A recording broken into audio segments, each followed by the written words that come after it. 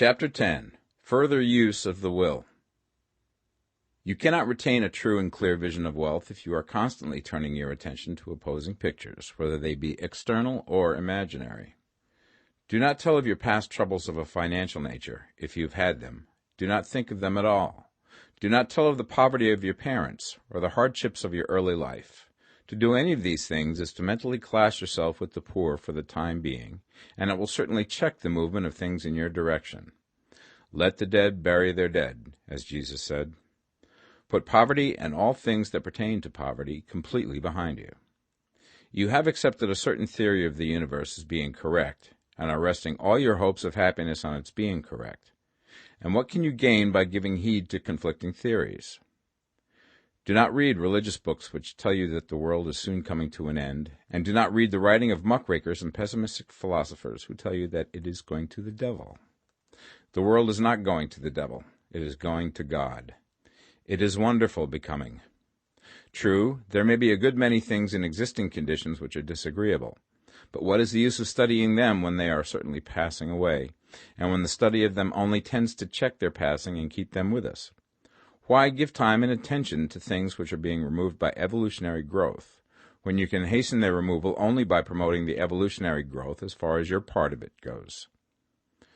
No matter how horrible and seeming may be the conditions in certain countries, sections, or places, you waste your time and destroy your own chances by considering them. You should interest yourself in the world's becoming rich. Think of the riches in the world is coming to, instead of the poverty it is growing out of.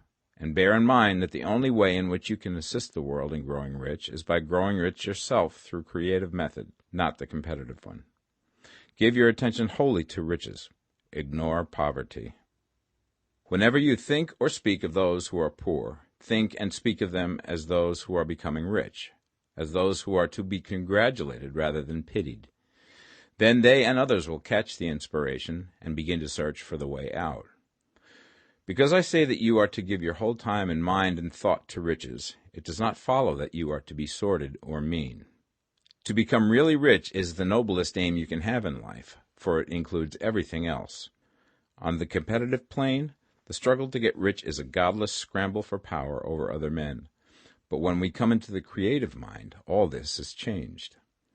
All that is possible in the way of greatness and soul unfoldment, of service and lofty endeavor, comes by way of getting rich. All is made possible by the use of things. If you lack for physical health, you will find that the attainment of it is conditional on you getting rich.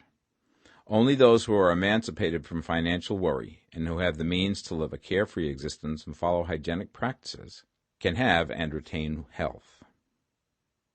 Moral and spiritual greatness is possible only to those who are above the competitive battle for existence. And only those who are becoming rich on the plane of creative thought are free from the degrading influences of competition.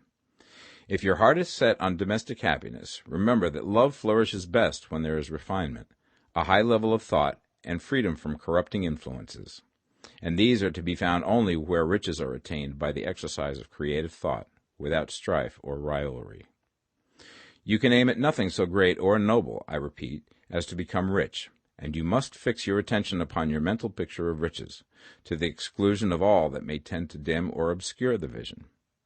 You must learn to see the underlying truth in all things. You must see beneath all seemingly wrong conditions the great one life, ever moving forward towards fuller expression and more complete happiness.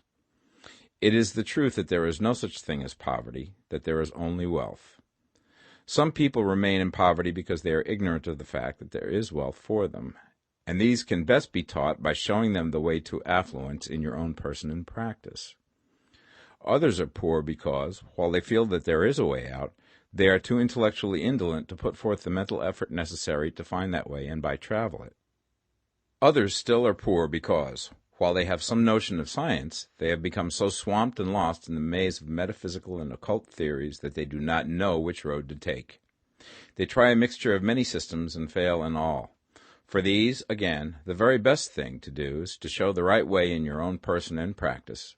An ounce of doing things is worth a pound of theorizing. The very best thing you can do for the whole world is to make the most of yourself. You can serve God and man in no more effective way than by getting rich. That is, if you get rich by the creative method and not by the competitive one. Another thing. We assert that this book gives in detail the principles of the science of getting rich, and if that is true, you do not need to read any other book upon the subject. This may sound narrow and egotistical, but consider. There is no more scientific method of computation in mathematics than by addition, subtraction, multiplication, and division.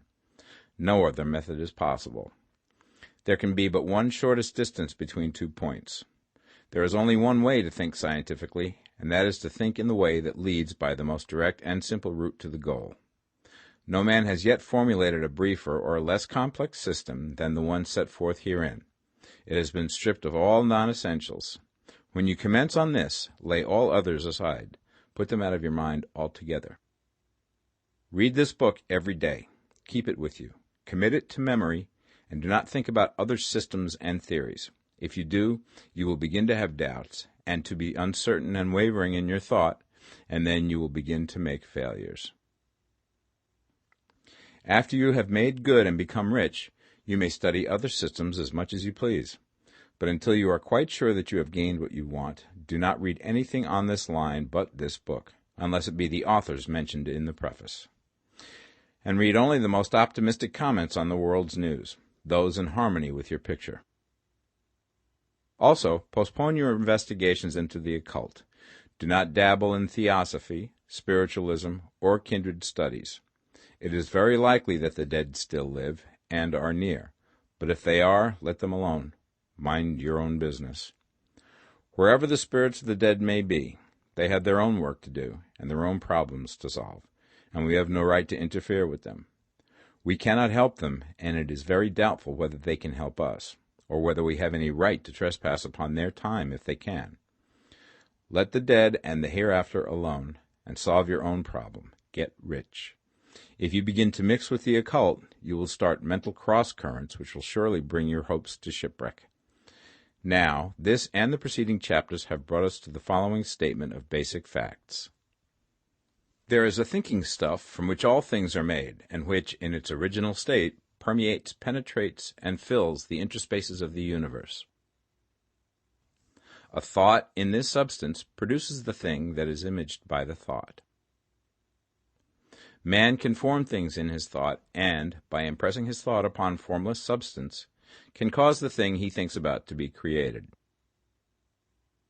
In order to do this, man must pass from the competitive to the creative mind.